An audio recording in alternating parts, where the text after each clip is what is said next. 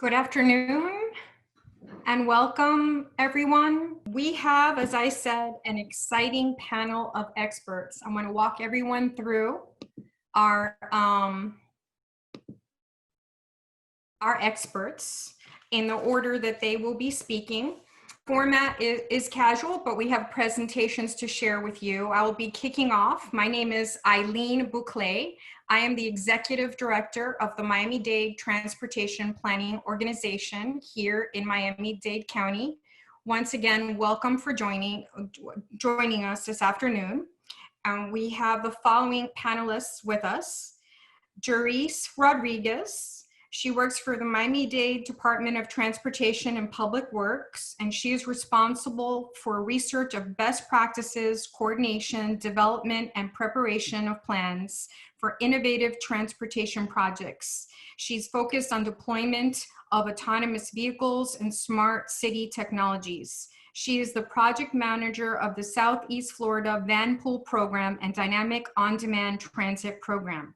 She has a bachelor's degree in civil engineering from the University of Puerto Rico and completed a master's and PhD studies in transportation engineering at the University of Illinois.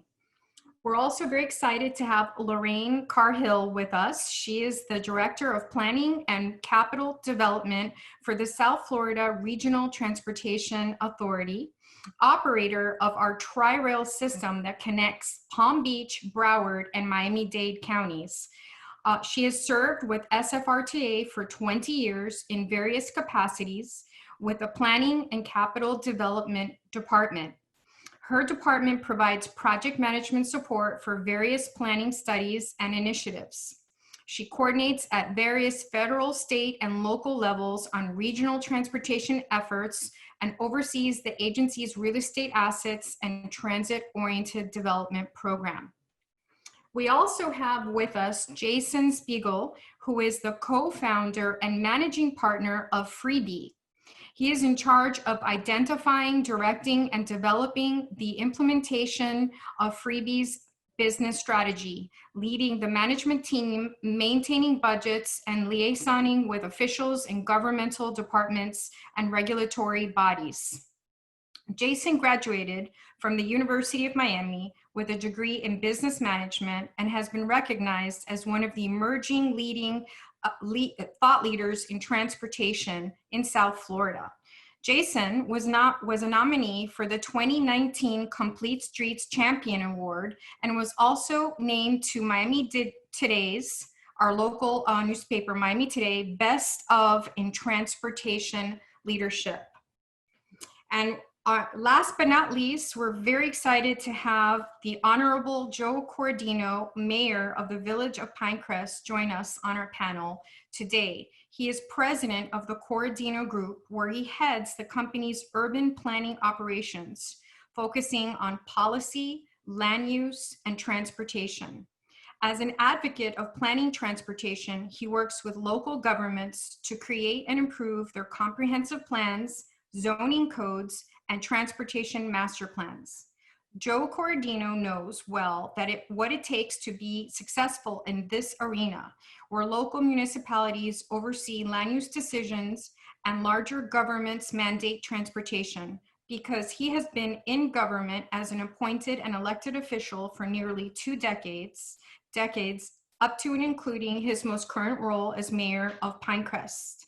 Very few consultants in our transportation industry possess this type of perspective. So we're very, very lucky to have him today. Thank you. And thank you all to my panelists, for all of you for joining me today.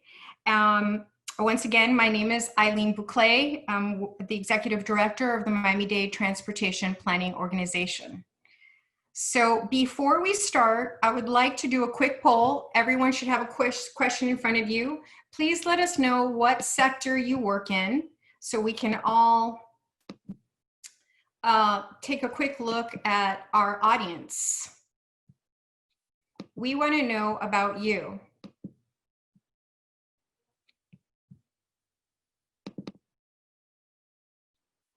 As we're taking that poll, I'll be asking our colleagues helping manage our webinar, if they can share the results of that poll with us a little later in our discussion. So I want to kick off the conversation with a very short PowerPoint presentation that really introduces what the demonstration program here in Miami-Dade County. The SMART Plan is an acronym for the Strategic Miami Area Rapid Transit Plan. It is an expansion of mass transit that's in our long-range and short-range transportation plan here in Miami-Dade County. And within this plan, the TPO Governing Board, the Transportation Planning Organization, launched a demonstration program in 2018. And this is meant to accelerate and spearhead components of the SMART Plan, which is a multi-year effort in expanding mass transit. This is a map of the SMART Plan. We have 6 rapid transit corridors that represent our mass commuting corridors, where we have the largest future growth in population and employment. Inside our plan, we have a tiered approach that includes a network of connected bus express rapid transit. These are similar to BRT, bus rapid transit, running on the inside of our shoulders of our limited access facilities. In addition, all of our expressways will have this type of express bus system. So this tier serves our mass transit corridor, so it's an interconnected, comprehensive plan. While we call it the SMART Plan here in Miami-Dade County, we also call it the SMART Region. 4 of our 6 rapid transit corridors are regional in nature. One of them goes all the way up to Palm Beach. So it is our Palm Beach, Broward, and Miami-Dade, which together, the tri-region area is one of the top regions in the nation in terms of population. We're one of the largest regions in the nation. And another corridor goes down south. We have Monroe County south to us. So we have a very regional plan that's developing at the local level, going all the way up to the region. Our demonstration program was initiated by the TPO Governing Board in June of 2018 and has had really phenomenal success since then. The type of projects that we've been able to launch have been new facilities for park and ride lots in a very innovative way, where we've been able to do pop-up parking facilities in areas that we would not normally think to place them, to see how that could help provide first last mile connection to our transit. We also have a new fixed route first last mile connectivity with our SMART Plan, as well as on-demand services, which we're very excited to do. The core of the SMART demonstration program is to facilitate and build out that first last mile network that is critical to an overall transit network and transit system. So as we're developing and advancing our transit plans, our land use plans, we're also paying very close attention to that local first last mile challenge. And we're being pretty innovative in how we're doing that. In 2018, we had, as I said, a phenomenal success. The success of this program really depends on our partners. We have 34 municipalities in Miami-Dade County. And as you can see here, the column to your left shows all of the different municipalities that stepped up to sponsor a demonstration project in their municipality. And we were able to bring new funding here for this program in partnership with the state. The yellow highlights are those projects which have launched, and the other ones are currently being developed for future service dates. These are our 2019 demonstration projects. As you can see, the map has evolved to include more service. You can see that it's truly county-wide and comprehensive, and we're starting to offer new service in areas that really didn't have it.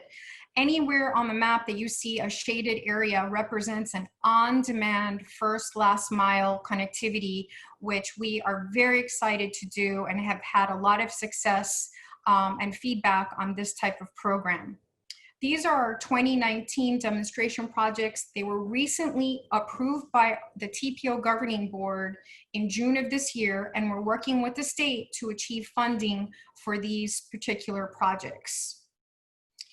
I'm proud to say that last year we served over 500,000 trips with just 6 of our demonstration projects that have launched. And last year, when I say that 6 projects that launched, they weren't even full calendar year because we're just ramping up. So throughout the year, at various times, we were able to start some of these demonstration projects, ending the year with a total of 6 and serving over 500,000 trips. And we're very excited about that. This is really a sample of the support that we have for the SMART plan in Miami-Dade County.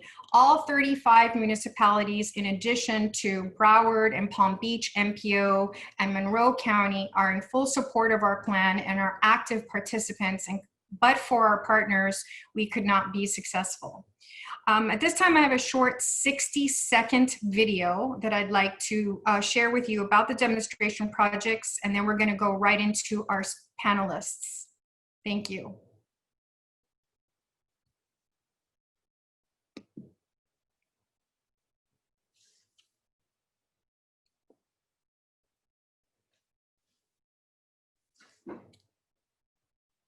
Miami-Dade County is dealing with the challenges of traffic and mobility. These are issues that are real to folks in our community and affects their quality of life.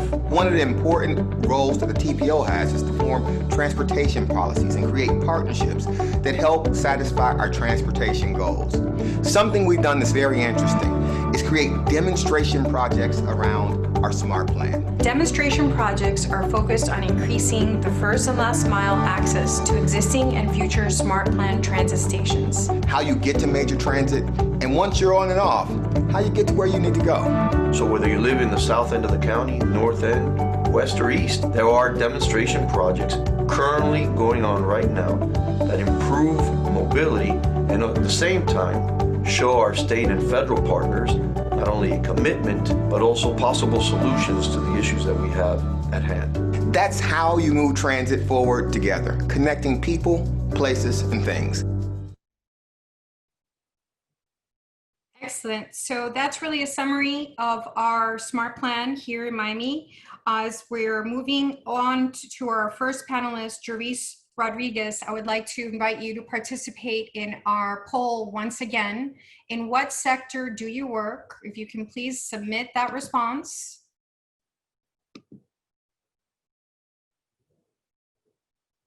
And I believe we have a second poll question, and if so, let us put that up. We really want to learn more about our audience today. Well, so 49% of you are public agency employees. We have 39% representing private sector. We have nonprofit, other, and elected officials. Excellent, wonderful. We do have a second poll question, and then we're going to move on.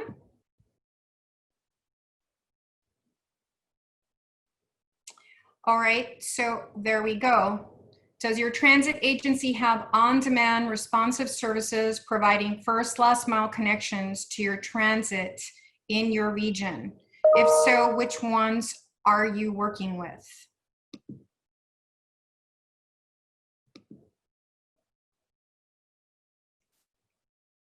Thank you very much. Juries, we're going to be turning this over to you.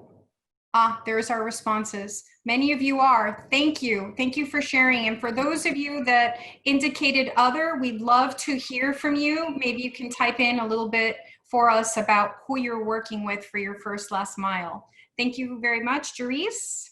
I'm turning it over to you. Thank you. Thank you, Eileen. Hello, everybody. I'm going to present an overview of the on-demand transit program in Miami-Dade County.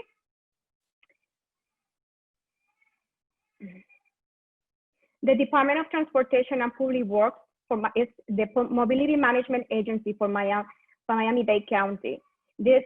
Our agency, our department is responsible for the planning, coordination, and maintenance of all surface modes of transportation. This includes all the entire street network, traffic signals, transit, pedestrian and bicycle systems, TNCs, and taxis.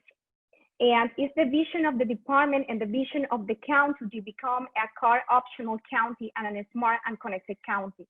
Because of that, we are, we are looking to deploy innovative service delivery models. And the on-demand transit program is one of these new service delivery models. We hope, it's our goal, to increase accessibility by adding flexible on-demand services, increase the service coverage with multiple virtual sales possibilities, to maximize the fleet utilization using new technology that allows to optimize the route depending on real-time rider demand, to reduce the waiting and travel time of the passengers and make their trips faster and shorter, and enhance customer experience and build partnerships. The on-demand is the first last mile solution where the Miami-Dade will deploy a real-time on-demand technology like Uber and Lyft that you already know, using small vehicles for dynamically routed on-demand transit to provide share near door-to-door rides for commuters that are connecting with major transit stations. This is going to be provided by the private on-demand service via Transportation Inc., contracted by Miami-Dade, and we are expecting to start services in this October. First, I want to provide you with a background. We have been working on this for many years now, and in last year, we issued an RFP for the development, deployment, marketing, and customer service of on-demand transit services. Recently, in July, the contract was awarded to VIA Transportation Inc., and we are now in the process of the planning to launch in October the services. So, and this is a reality because of the partnership that we have with different agencies and the joint effort with the TPO. This is funded with multiple funding programs, including the Congestion Management and Air Quality Program, CMAQ, FDOT Service Development Program, and the Miami-Dade People Transportation Plan. The on-demand transit is a demonstration program for the DPW and also for the TPO to introduce this new service delivery model to the county, and we are expecting to expand across the county. The specific goal of the first initial deployment is to serve first and last mile needs of our residents in Miami-Dade County. We want to provide trips that are connected with transit in areas where there is no park and ride facilities or where the demand for parking exceeds the current park and ride lot capacity. What makes this service unique? Well, this is a fully dynamically routed on-demand transit, meaning that the route to destination might change depending on the real-time rider demand. So the technology allows the system to match passengers that are going to have the same destination or on the same route. This is going to provide share near door-to-door rides for transit users connected with major transit, because we want to facilitate increase and accessibility to increase access to premium transit. The goal is to provide short rides to allow passengers to have faster trips and shorter waiting times. This is an app-based service. So riders are able to book, track, and pay for a ride using their smartphones. But we're also going to provide a call center option. So if someone doesn't have a smartphone or doesn't want to use it or have that access to that kind of technology, they will be able to call to a center where we're going to have people speaking different languages like English and Spanish, and we'll be able to help them booking for the riders and the rides and providing information about the location of the vehicle. This project provides an integrated ticketing payment. So now with this system, this program, riders will be able to use their mobile app to pay for their fare for the trip using credit card, using debit card, or prepaid card, including the EC card. Because this is part of the Miami-Dade transit system, the customers will be charged in accordance with the Miami-Dade transit passenger structure. So all regular and discount programs apply. All transit fare rules apply. But for the first 3 months, we're gonna be providing free rides to the customers as an introductory service. It's our goal to improve the system with the time and to just meet the needs of the residents and make this service something that our residents want and need. And one of the characteristics of this program is the fleet utilization. With this technology, we hope to maximize utilization of the fleet by allowing right sizing using fewer vehicles to meet the demand without affecting the travel time and wait time of the passengers. These are the initial service areas. We have now at the moment 4 service areas, the initial areas. We have the Civic Center with us in the Health District. This is a major regional transit and employment center. It serves multiple rehabilitation centers, hospital, medical centers, education centers, and have no park and ride. So for many of the users, it's difficult to move from one side to another and provide an opportunity of different use case for us. We have the Dayland area. This consists of 3 Metro Rail stations. This is South Miami, Dayland North and South, and the ridership served by these 3 stations combined is approximately 25% of the whole Metro Rail ridership. These stations have park and rides, but they exceed the capacity available. The other 2 cases are part of the TPO's Smart Demonstration Program. It's Palmetto Bay and Color Bear. This serves more community. It's more for community services. There are centers of work and also residential areas. And here the service will be connecting with the transit way stations. We're gonna be providing shared near-to-door rides connecting to Metro Rail or transit way stations within the service area. We are planning to provide or serve rides that are under 3 miles just to make the trips faster and the wait time shorter. But this in Palmetto Bay and Color Bay, we're gonna be serving larger areas, so the trip might exceed that 3 miles. We're gonna be providing weekday service at the beginning, and depending on the demand, we might extend for weekends and we might extend to late night too service. We are hoping with this demonstration program to learn where this new technology and service is feasible and when it's most effective, and hoping to learn from that, we are expecting to expand this service across the county to other communities and cities. We are going to be using a phased approach to deploy the service areas. The first one's going to be the Color Bay area. And something that I want to explain, this is a demonstration program for TPO and for the Department of Transportation and Public Works. And they were identified through efforts with the TPO. Dayland and Civic Center are our demonstration represent a demonstration program to introduce the service and present different use cases that are for interest for both agencies.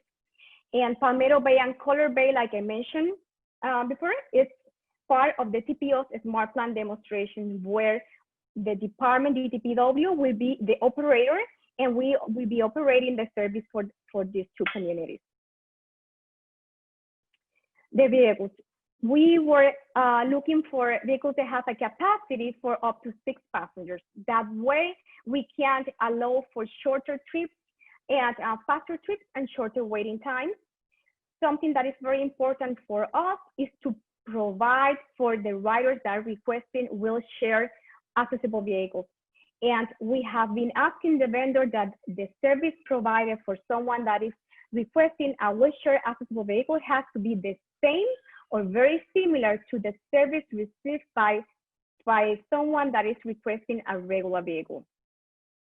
We're gonna be co-branding the vehicles. So our marketing team is closely working with the VIA's marketing team. So we use a custom vehicle branding, signage, and graph with the county logo that we make this system look a little bit different, but at the same time, it's gonna be easy to identify by the community that this is part of the Miami-Dade transit system, because this is gonna be just as part, it's gonna be part like of the our system, transit system. The fleet will be provided by the vendor, will be maintained by the vendor, and the drivers will be, they will be using an independent local contractor for drivers. This means that the vehicles that we'll be using are not Miami-Dade transit vehicles. The drivers are not Miami-Dade transit vehicles, but they are not independent drivers neither. They will be a local contractor. An aspect that is very important for the county and for DPW is to address equity. So this is a new technology that we are expecting to confront a lot of challenges. And in order to provide an equitable system and service, we are searching for ways to improve it and make it equitable for everybody. So the first thing is that for the app, riders will be able to book, pay, and track a ride using the smartphone. And they also will be able to request a wheelchair accessible vehicle. But we want the app, the mobile app also, to provide for customers that are blind or low vision. So we have different applications and features. For example, for the Apple devices, we're gonna have gesture-based screen readers and adaptive font size switch control. For Android devices, the app will provide a screen reader and adaptive font size and contrast. And we're gonna have some tools and channels to provide customer support that will be provided by the app, by the vendor. So people will be able to communicate with the customer service through phone, text, and in-app chat. They will be providing help with technical issues, with service, and questions regarding the service areas and service hours. They're gonna provide also feedback. And the county's 911 center also will be supporting the customers, supporting the program. The call center will be prepared for non-English speaker and disabled callers. So we're gonna have multiple languages. We have live translation services. The operators will be trained based on FTA funded paratransit deployment. And they will be operating during the operating hours, during the service hours. And this is not only, this is part of what we are looking, and we are still searching for ways to make this provide equity. And something that I want to mention is we have been working with the vendors for 1 month. So we are in the process of planning and getting ready to deploy. So we're just at the beginning, and hopefully we're gonna be able to deploy all the service areas. Some of the key integration that we are looking for is, because we want to be a connected and a smart county, we are looking for ways that we are transforming our services. So one of the key integrations of this program, this project, are payment related integration. For example, we'll be integrating the Easy Card payment system. Someone that have the Easy Card, the Easy Pass, or Easy Card will be able to pay using the Easy Card system. We're gonna have the integration with ticketing, meaning that the riders will be able to use the cell phone to pay using their credit card, debit cards, or vouchers. We are integrating with Elavon payment processor to process all the credit card services. And we're gonna have also the integration with the county street planning app. At the moment, we're gonna be using VIA app, but what we're looking in the future is to have everything be part of a Go Planner planning app. Something that's very important, that everything, our reality has changed, and we recognize that. Now we are living a new normal. We need to prepare the system to be COVID-proof. And this is our the measures that we're taking. We realized that probably at the beginning, we wanted to have shared our rides, and probably now we'll have to reduce the number of passengers sharing the ride. To prevent any complications, we're gonna be limiting the vehicle capacity. We're gonna be limiting the seating to have 1 to 3 passenger maximum. We're going to have vehicles equipped with EPA approved disinfectants. We're going to be increasing vehicles before and during shifts. We're going to have mandatory mask compliance, physical partition separating drivers, and contact tracing in case of any positive cases. So that's my overview of the on-demand transit program for Miami-Dade County. If you have any questions, feel free to ask. Thank you for your time. Thank you, Jerice. That was a very informative PowerPoint. As we're moving on to Lorraine and letting her share her screen, there are a couple of questions we received. Just for the audience to know, someone did ask specifically about how you are dealing with the impact of COVID-19, and you in your very recent slide just addressed that, so thank you. But there was a question, if you could please explain your phrase door to door, near door to door. The question was asking specifically about your percentage of riders. We understand that you've just started the service and you're just in the initial data collection stages, but can you explain to everyone the phrase near door to door? Yeah, there will be cases that we're going to have, for example, we're going to have virtual stuff. So to provide a faster trip and shorter wait time, we might not be able to do it to pick up and drop off passengers at the door of the home. But we can't get into a middle point really close to their door to be picked up and drop off. So, but if someone with disabilities requests that ride, they will receive a door-to-door ride. And what are your proposed hours of operation? It's during the day, 7 to 7 p.m. It will be, we haven't defined, we're going to have a survey in the communities to look for the better time and the most desired and needed service time. At the moment, we are thinking it's going to be a commute time from 6:30 or 7 up to 7 p.m. But we might change it. We are just in the searching stage now. Thank you. We received another question from Miriam West. Thank you, Miriam. She's asking who is eligible to apply for the demonstration program funding. I'm going to go ahead and take that question. As many of you may have seen in Jerice's PowerPoint presentation, they were the recipient of CMAQ funds, congestion management, air quality. Those funds are really overseen by the TPO governing board. And since Miami-Dade County is a federal recipient, we are able to provide these funds to Miami-Dade County. So the TPO governing board actually voted to provide these funds to Miami-Dade County in order to initiate these demonstration projects. And Miami-Dade County also contributed funding. So it was a partnership.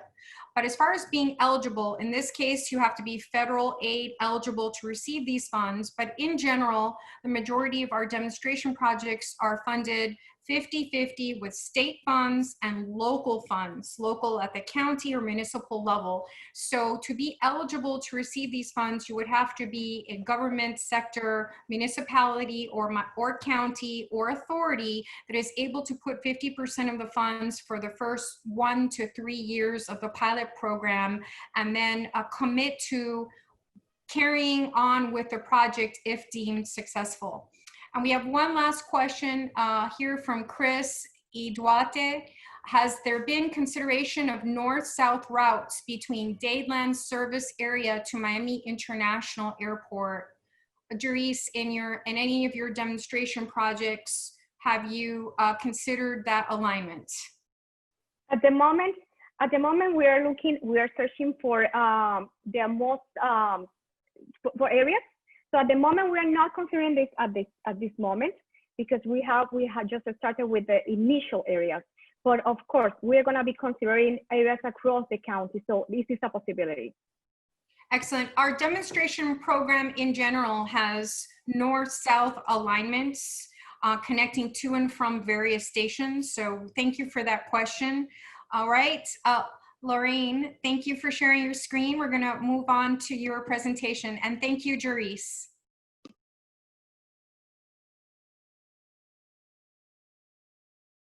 We need you off of mute.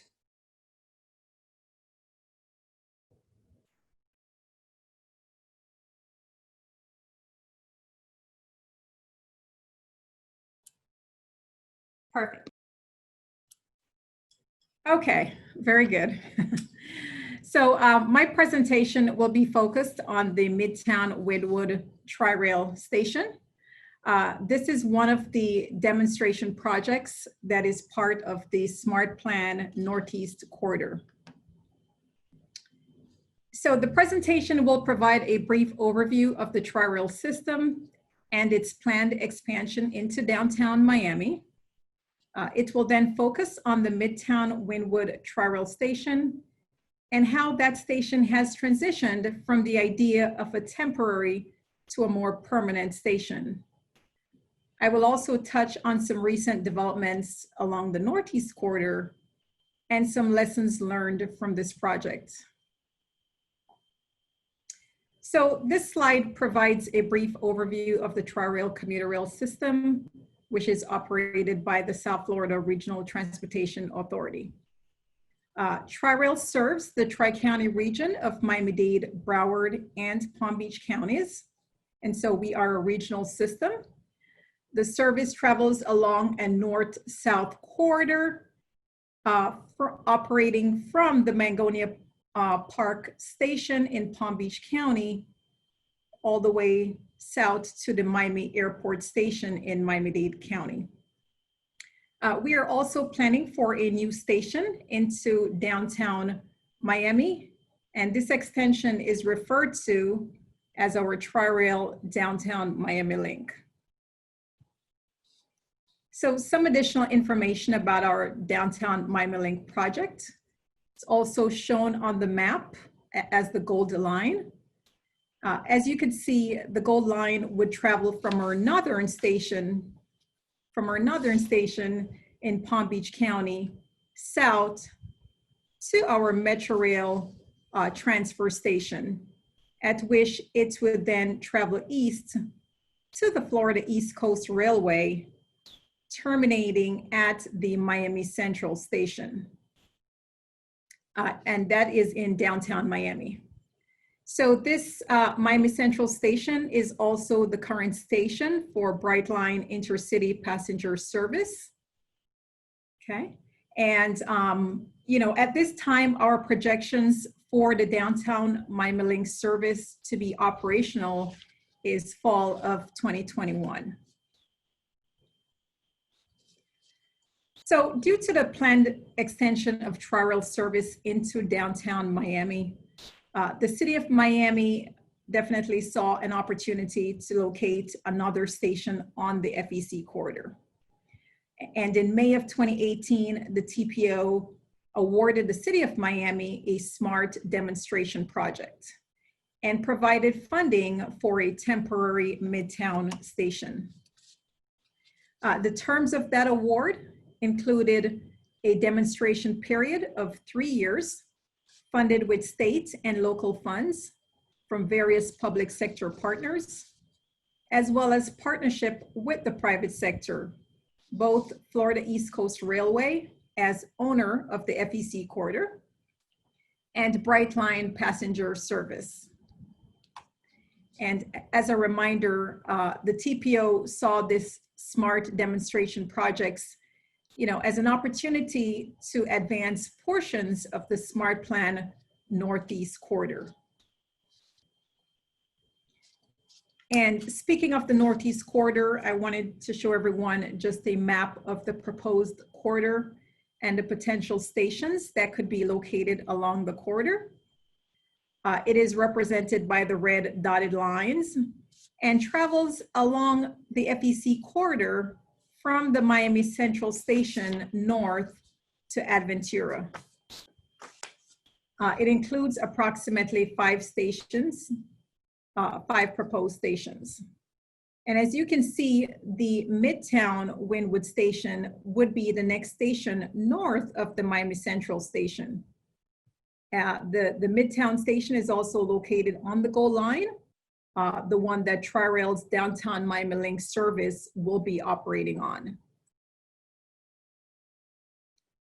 So what makes the temporary Midtown Wynwood station such a desirable location for a commuter rail station? Well, there are three main factors. Number one, SFRTA was already granted access by the Florida East Coast Railway to utilize a portion of this corridor for its service into downtown Miami. Number two, there was indication of strong support from both businesses and residents for a commuter rail station to be located in the community. And number three, you had an area that was booming with arts, culture, and new businesses, an area that was becoming a new, a major tourist destination, and an area that valued premium transit and walkable neighborhoods. And so these all contributed to making this station a really desirable location. And so in 2019, there began to be a change in direction from a temporary to a more permanent station. This idea was supported by several studies that advocated for a permanent transit station based on the demographic and development capacity around the station area. Okay, and just aside, I just want to mention that links to some of these studies can be found on the RailVolution website under information exchange following the webinar.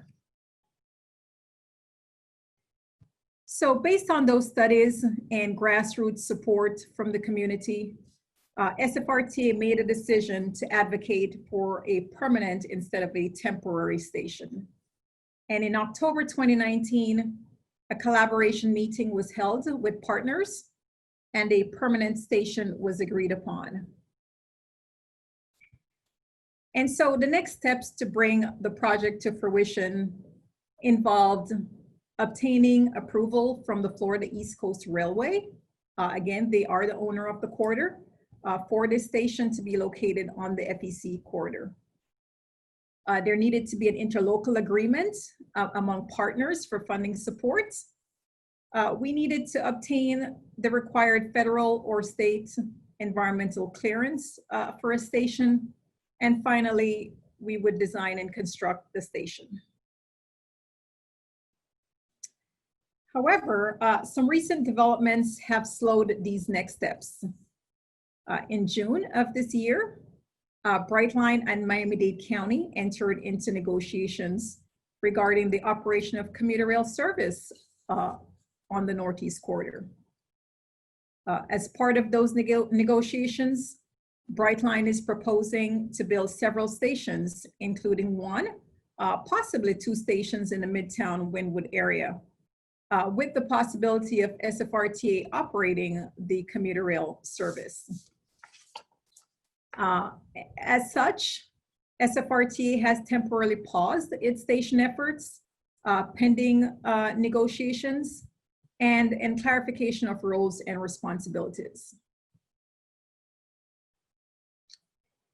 And so, over the last 2 years, there have been some lessons learned as this project has evolved. Certainly, strong community support from both residents and businesses was critical for this project, not only to be a smart demonstration contender, but also to support the change in direction from temporary to permanent. Another lesson that stood out through this process was that collaboration among partners has been a key factor, and having champions both from the community and from our public leaders can be a game changer for these type of projects to move forward quickly. And lastly, timing is a critical factor. Timing can either make or break your project. This project has had several start and stalls. However, I believe with the current negotiations that are ongoing among Miami-Dade County, Brightline, and involving SFRTA, the time for a permanent Midtown station could be closer than we expect. And so, I remain hopeful that we could see a Midtown Wynwood station in the near future, perhaps as early as 2022. At least that's my optimistic planner outlook. And so with that, this concludes my presentation, and I look forward to any questions.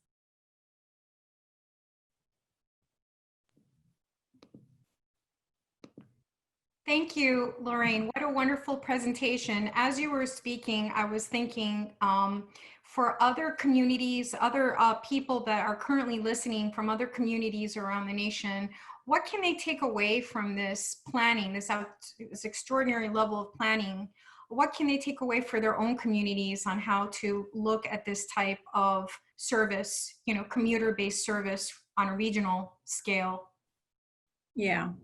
So, that's a good question. I think the support for a commuter rail station, especially in that area, was really strong from the community. The community support was really key to really advancing this project.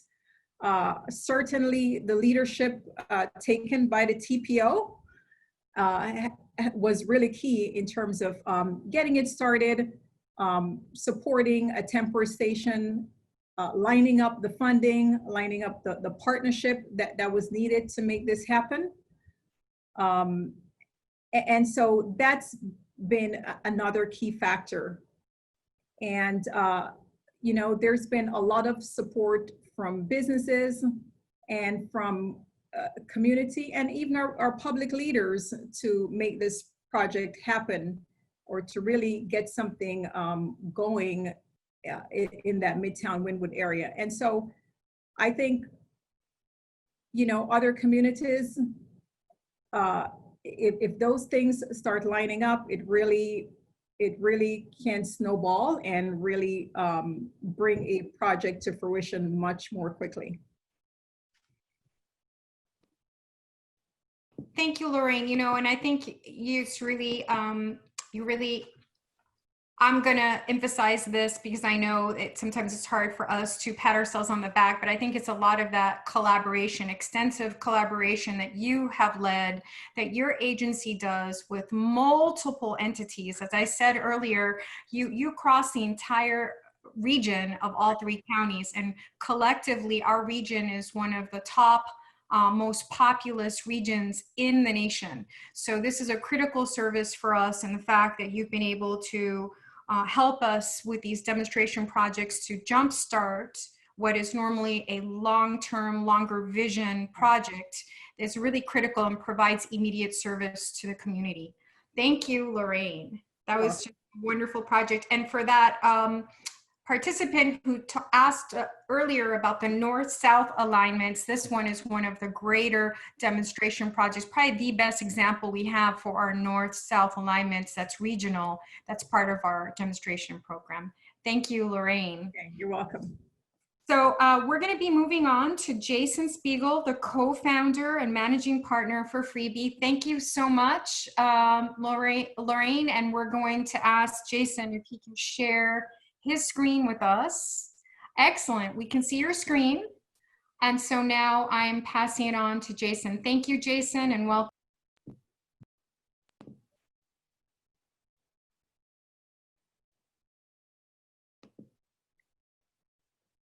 And Jason, you're on mute. Now we're unmuted. So good afternoon. Okay. Perfect. Good afternoon, everybody. Again, my name's Jason Spiegel. I'm one of the co-founders and managing partners here at Freebie. So I'm a firm believer that our solution in providing first and last mile transportation plays an extremely important role in the transit ecosystem, especially when it comes to implementing and executing the Miami Smart Plan. Miami in general is a very, very car-centric culture. Most people down here don't even think twice about not taking their personal vehicle, no matter where they're going. And I believe really the only way to break that mentality is by being able to provide them a transit solution that is just as reliable, just as convenient, cost-effective, and safe as them driving their own car. And what we've been able to do over the last few years is really prove with the Freebie service that you can shift that mentality. And you need to be able to do this through innovative technologies that can be implemented and tested today. So for all of you guys in the audience that don't know what Freebie is, Freebie provides free, on-demand, door-to-door electric transportation. Our goal is in providing first and last mile connectivity to help get cars off the road and make communities a place where you can live, work, and play without the need of a personal vehicle. On top of being a transit solution, Freebie is also a very powerful economic development tool that's designed to physically drive traffic to local business and promote the entire community. The service that we provide is fully customizable. It's aimed at meeting the goals and objectives that our municipal partners are looking to achieve. Every area has a completely different look and feel, but our system is very adaptable in order to meet each city's unique needs. And again, one of the best parts about our service is that we are 100% electric. So right now we operate a fleet of over 90 vehicles, serving over 20 communities throughout South Florida. And as I mentioned, each of these communities are all different shapes and sizes, from coastal communities to suburban communities, downtowns to metropolitan cities, to corporate parks, to college universities, and even islands. Freebie has been recognized and awarded for many things throughout our existence, really for all the work and contribution that we give back to our communities. And we were also the official clean energy transportation partner of this year's past Super Bowl, which was a great experience. When it comes to the Miami Smart Demonstration Projects, Freebie is currently operating 6 of them. And out of those 6, 4 of them had launched last year in 2019, which were Coral Gables, Palmetto Bay, Pinecrest, and North Bay Village. Here in 2020, we just launched with the city of West Miami a few weeks ago, and we're getting ready to launch this upcoming Monday with Florida International University. Each one of these programs has been very successful with increase in ridership and overall satisfaction month after month. But through these smart demonstration projects, really the data that we're able to collect and provide back to our partners in real time helps shape the decision-making in the most effective way possible for the long term.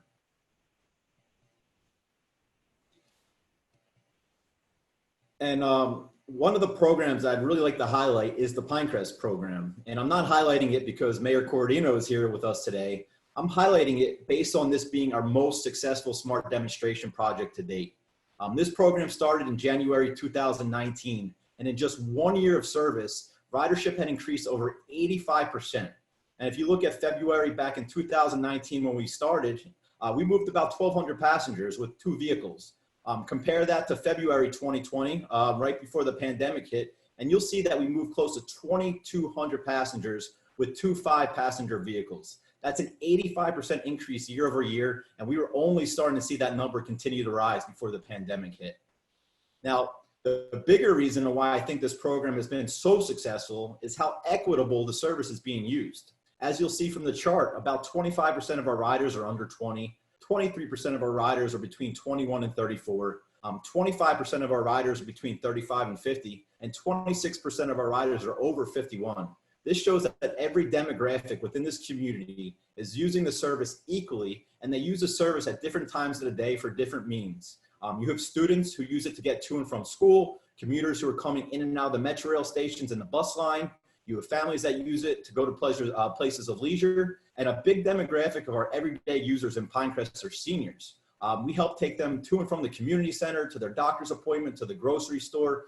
And these are people who can't drive anymore and really depend on Freebie to continue being able to live a good quality of life. But again, this is a great example of how a smart demonstration project, especially in a suburban community like Pinecrest, can help shape decision-making across similar communities all over the country. So what value does Freebie bring to communities, and how does it all tie into the SMART plan? And I'm going to start by saying this. I mean, riding public transit in Miami can sometimes be viewed as a negative experience. And with Freebie, we've mastered making public transit into a very positive, pleasurable experience. And we frequently receive feedback that riding Freebie was a highlight of someone's day or evening. And as I've mentioned before, one of the most important pieces to the transit ecosystem is first and last mile transportation. This truly helps make communities into a place where you don't need to own a personal vehicle anymore. It helps get cars off the road. It reduces traffic congestion. It frees up limited parking availability. But most importantly, this provides connectivity. Freebie acts as a feeder system connecting riders to mass transit, be it the Metro Rail, the busway, the trolley, even Tri-Rail. We bridge the gap for people needing to travel further distances. And another big value add is in our ability to capitalize on economic development. We put a huge emphasis on delivering the best experience possible for our passengers. And when it comes to economic development, our platform strategically engages our riders with the local businesses in an effort to stimulate the local economy.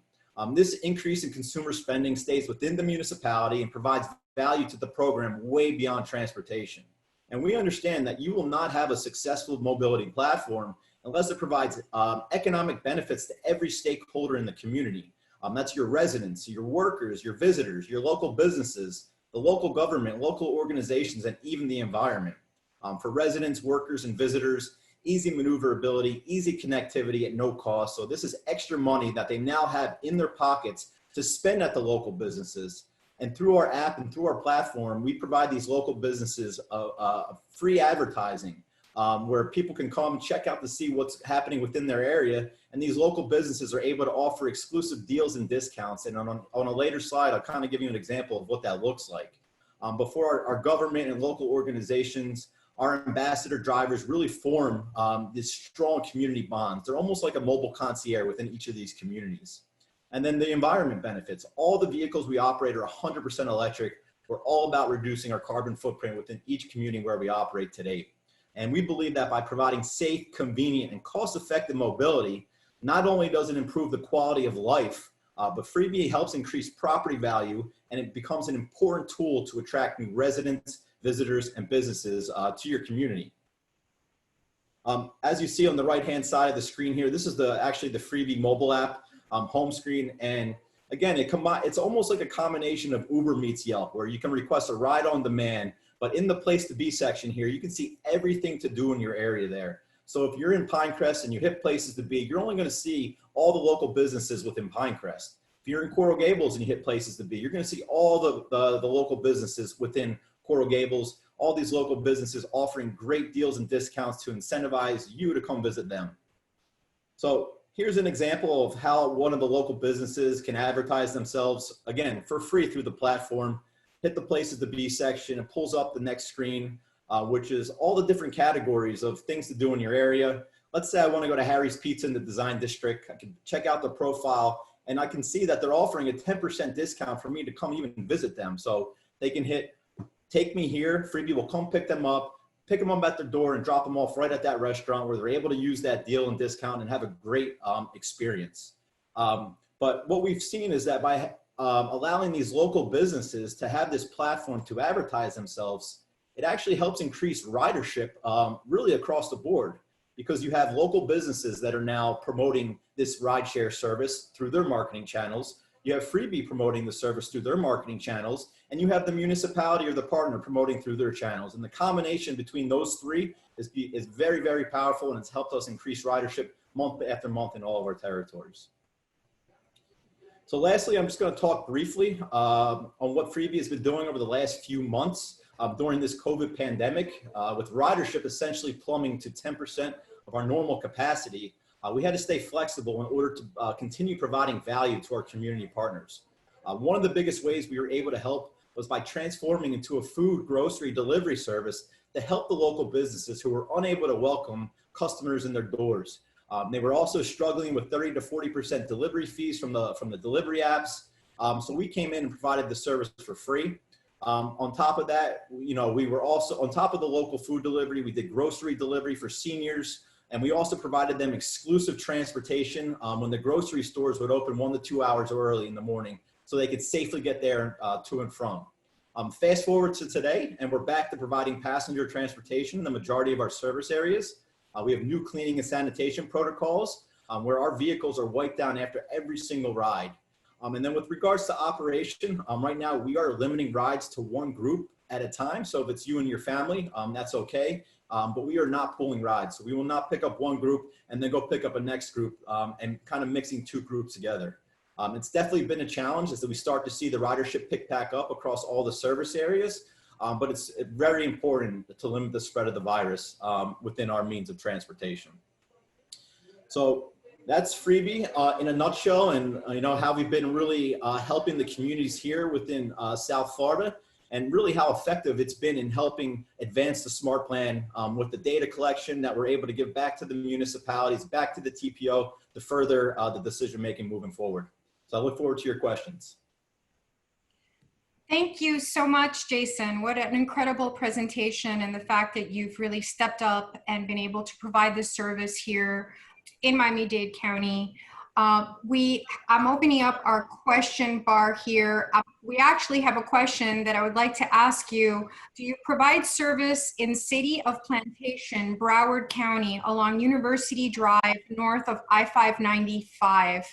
I do want to let you know that I did reach out. I don't know who specifically asked this question, but I asked them to send their contact information. I'm happy to coordinate on their behalf with Broward MPO. But do you have any service in that area that you can share with us?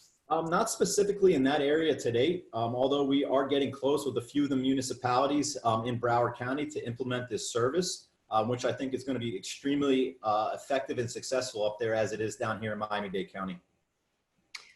Very good. So as soon as that individual sends us contact information, I'll get with you, Jason, so we can coordinate and see how Broward MPO can do this.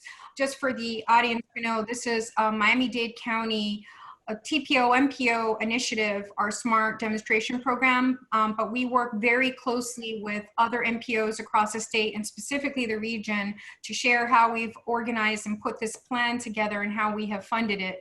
So I'm very happy to assist any other areas or regions in establishing this type of service in their area.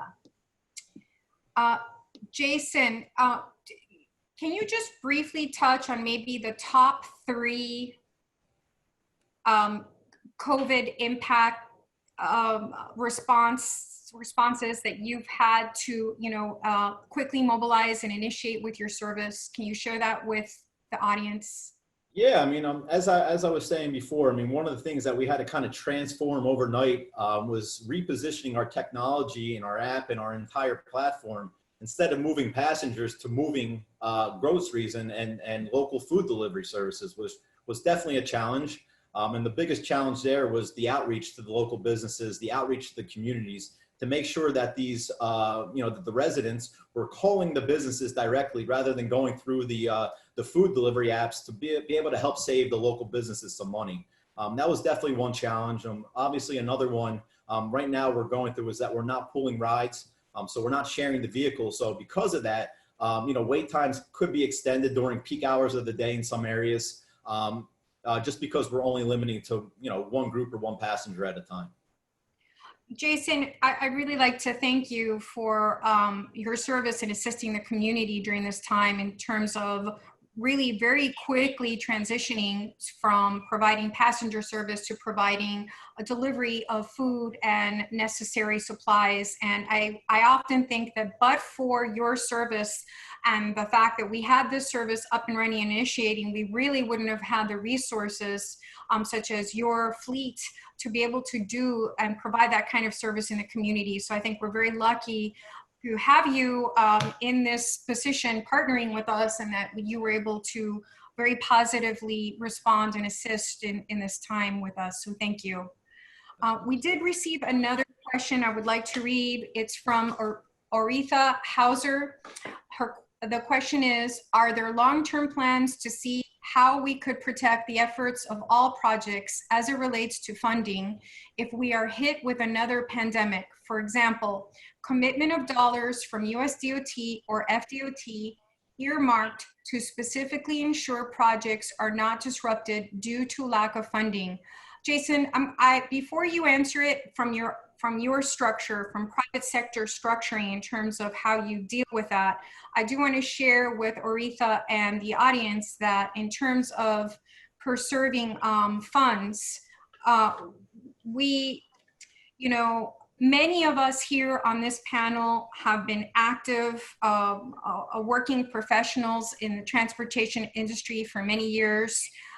including myself, and even during a time during our last recession where we did see transportation funding, specifically here in the state of Florida, but also nationally, we did see a lot of impacts to our transportation funding trust fund here in Miami-Dade County, and transportation overall for infrastructure was really challenged during the recession. So a lot of us here on this panel and a lot of my colleagues in the industry have really, from that recessionary period, really developed a unique skill set on how to protect and manage a work program, an infrastructure work program during a challenging time of declining revenues.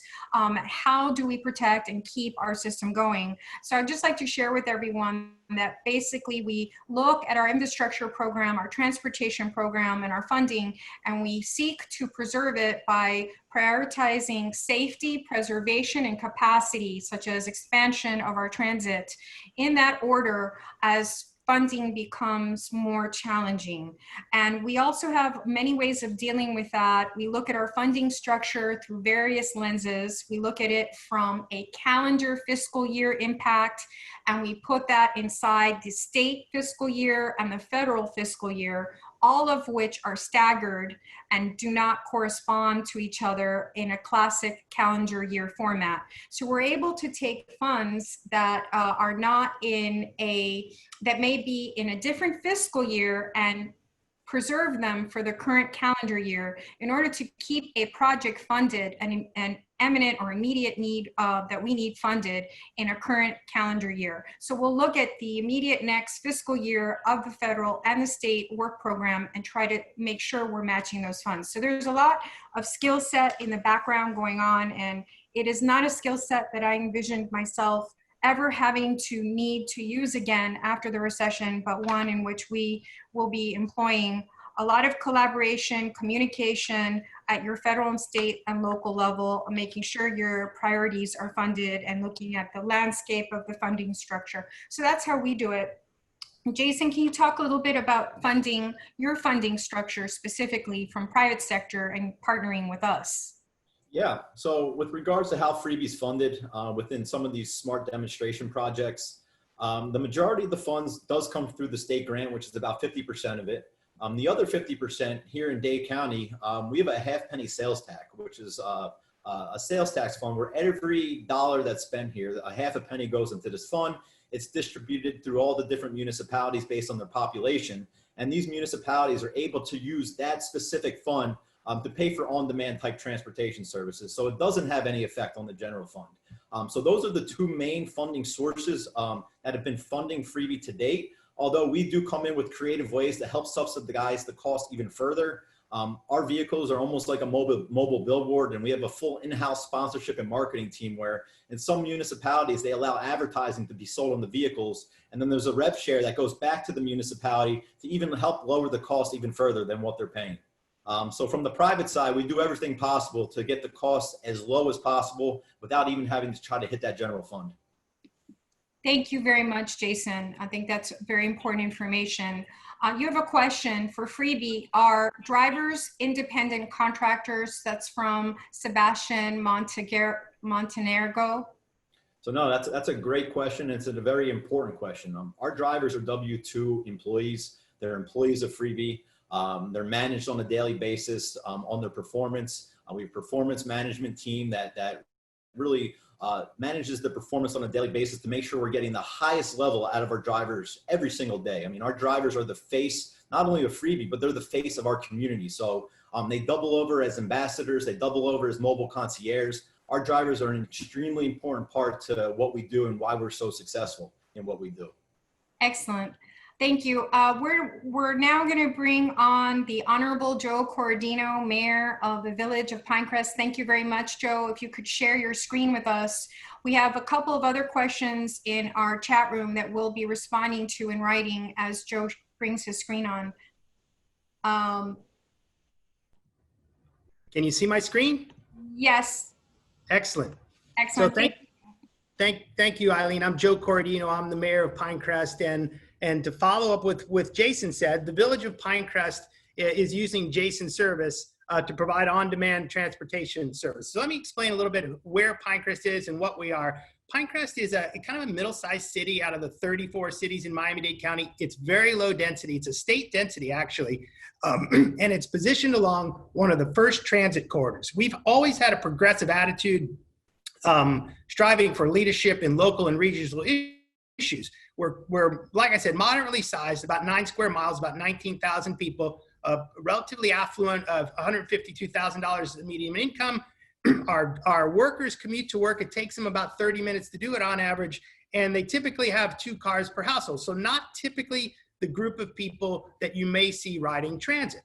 Our goal, however, was that we needed a first mile, last mile solution to our problems. And we've been dedicated to the SMART plan because it's a brilliant project that actually can get us out of the traffic problems we're in. The unique position of Pinecrest is that it's 12 miles from downtown Miami. Most, if not a majority of our people work in downtown Miami, and we're connected directly by the Metro Rail.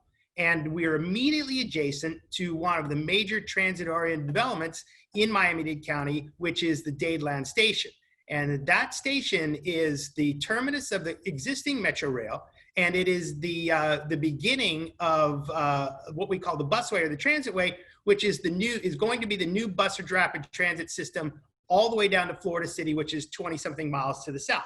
So Pinecrest right now supplies 2 circulator buses, but we were searching for an on-demand service. Again, the problem that we found was that we needed to have a first mile, last mile solution to the transit stations.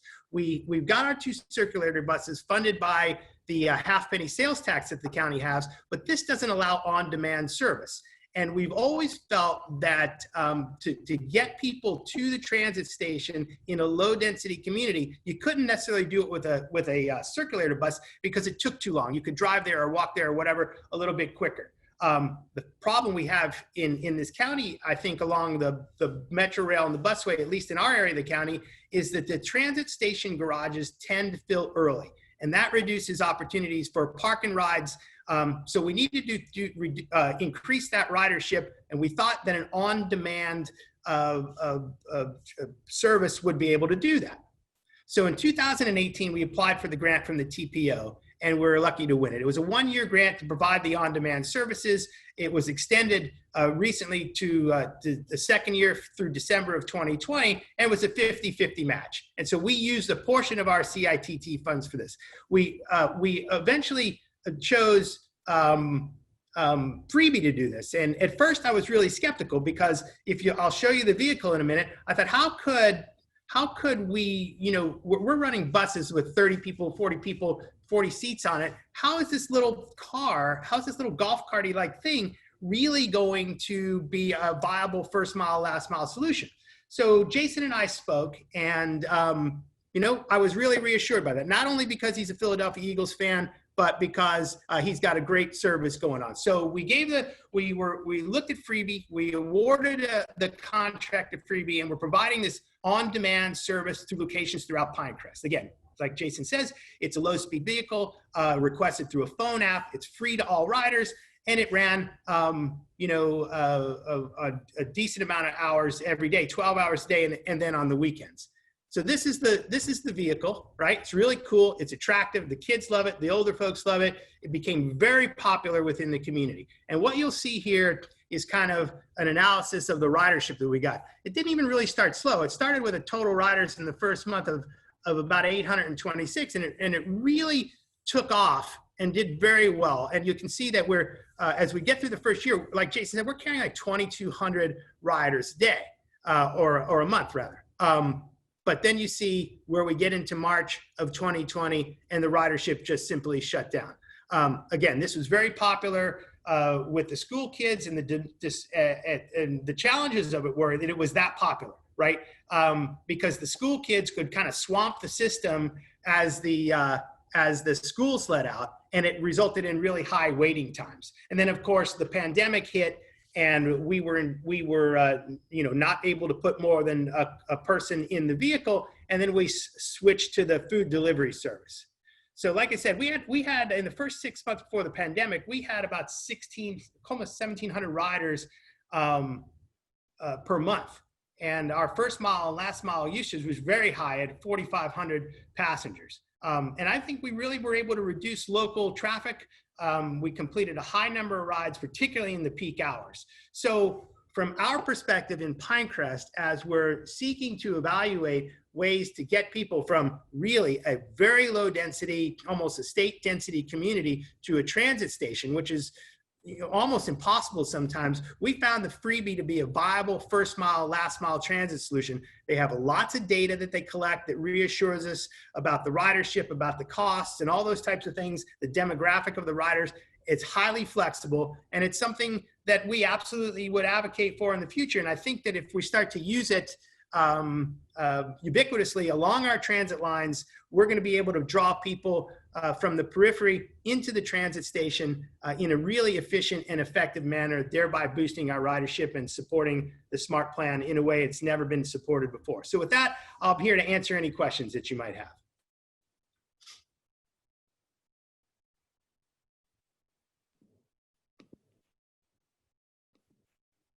Thank you, Joe. I was trying to get myself off of mute there. So in terms of our COVID situation and the service, when do you think you'll be able to start this again and get back up to those pre-COVID numbers? Or do you think that it might be prolonged before we start to see this type of demand come back? I think that's a work in progress. Right now, we're watching the trajectory of the disease and waiting for the appropriate time to reinstate a lot of services. And so we're pretty much on hold for the time being. I would project that we're likely to do something probably after the first of the year in terms of restarting the service. Excellent, thank you. Can you answer for Sebastian, what was the average wait time for this service during your first 6 months of operation? Do you have that type of data, or can you estimate what that was? I think Jason probably has that data. I don't have it in front of me, but I think we did collect it. So I really don't know that now, but I can pull that out. So I can just jump in real quick. So, in the beginning of the program, as the mayor said, we were definitely bombarded with during the peak hours with a lot of the school traffic. And during those times, wait time had gone up. People could have waited up to 20 minutes for a ride. But overall, the average wait time within Pinecrest, again, 9 square miles, very, very suburban type community.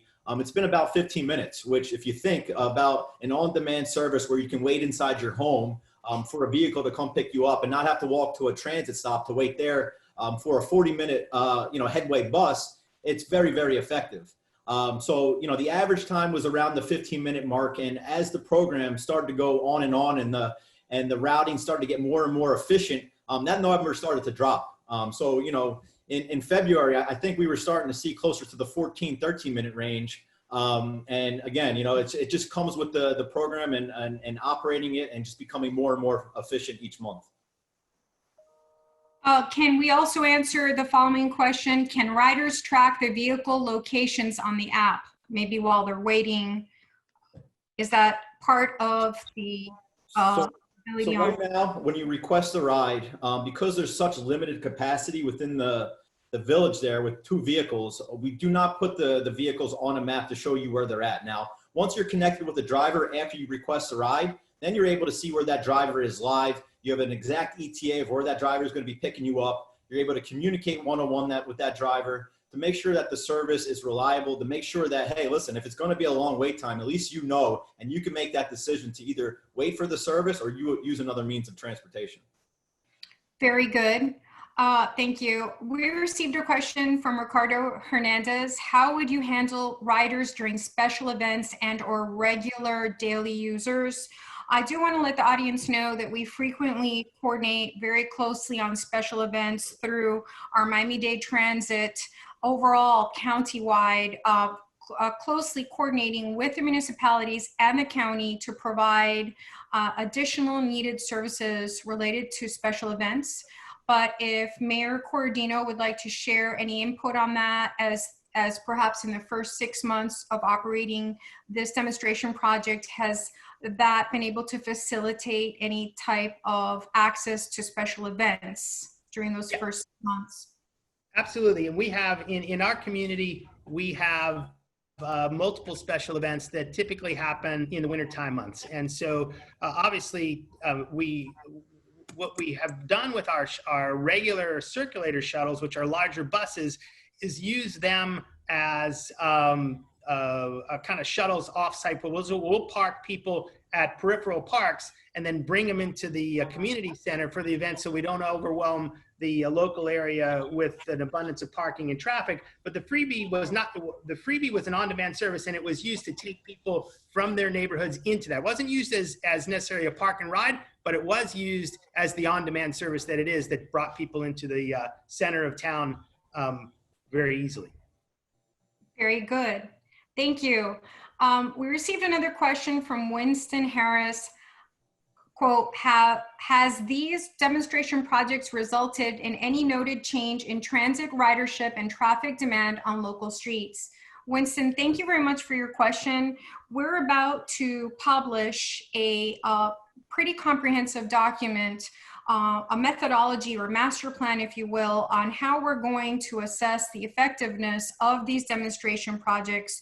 We have come up with criteria and methodology for consistent data collection across the board for all demonstration projects, and a methodology for assessing the data on various metrics. And we're about to come out with that. As you know, the program's still new, but it's very important for us that the projects are able to be assessed whether or not they are successful. But I do want to let you know, Winston, that it's not, our focus is not just related to traffic demand on local streets, but we are very focused in trying to build a comprehensive first last mile network. So if we can get you to leave your car at home from the moment you step out and be in order to be a transit user, we would like to do that. Even if you do not have a vehicle, we want you to be able to have a improved access and getting our first and last mile network to your doorstep, to a location near you, so that you can have this type of mobility option to get you to your transit station. So we have various metrics we're looking at, and it's not just focused on the traffic demand, but more how are we addressing pedestrian, bicyclists, special transportation needs, and other users of our network, and how that first and last mile connection is successful or not. So we're very grateful to be able to pilot all of these type of concepts now, so that we can determine what works best and roll that out countywide. Winston, thank you for your question. We have another question from Doug Studer. How many vehicles do you operate for the program? So I don't have that data right in front of me, Doug. The county spoke today. Tri-Rail was discussing their plans, and Mayor Cordino's discussing the municipal, and Jason shared all of the different programs. Basically, the vehicles are really dependent upon the demand. We had another question earlier, if the number of vehicles related to the number of passengers, and the cost related to passengers. So really we're gauging demand right now, and very have had to go in and change some of the dynamics of the service to be responsive. In some cases increasing, in other cases, in one case scrapping it all together and re-examining what would work best. So, it's an open, flexible demonstration pilot program in which we're trying to crack the code of what works best. I want to make sure I've covered as many, all of your outstanding questions. Thank you very much in the last few minutes. Okay, from James Vale, thank you for your question. Is anyone in this presentation group exploring demonstration or pilot autonomous shuttle service? And the answer is yes. Thank you very much, James.